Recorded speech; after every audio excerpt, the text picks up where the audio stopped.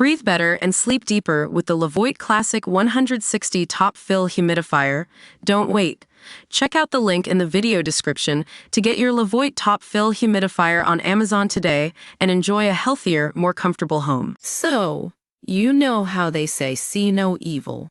Well, Trunkster founders Jesse Potash and Gaston Blanchett definitely had their eyes closed to reality when it came to valuing their smart luggage company.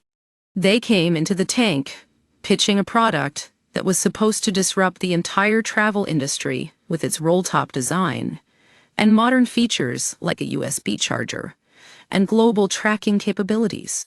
Tank Talk updates, let's dive in. The thing is, despite all this hype, they hadn't even shipped out a single unit yet.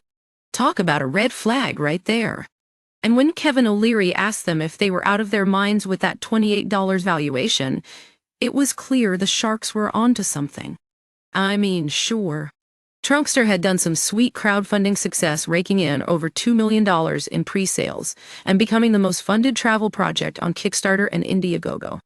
But when you take a closer look at those numbers, they're not as impressive as they seem. And let's not forget that Kevin pointed out the production costs, which would eat into their profit margins. Tank Talk updates, this is where it gets juicy. Robert Hervek was one of the first to question the valuation, saying Trunkster was likely worth only $5 million based on what they had achieved so far. And then Kevin O'Leary chimed in with his signature bluntness, telling them their valuation was unjustifiable.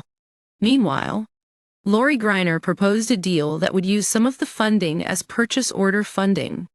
But it was clear none of the sharks were willing to bite on that $28 million figure. So what did Trunkster end up doing? Well, they decided to revise their terms, asking for less equity in exchange for the investment. And eventually, Mark Cuban and Lori Greiner agreed to the deal, contingent on some adjustments being made.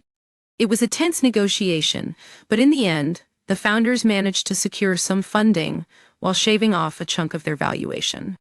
That's the story of Trunkster's Tank Talk update, folks. A cautionary tale about how important it is to have a solid business plan and not get too caught up in the hype.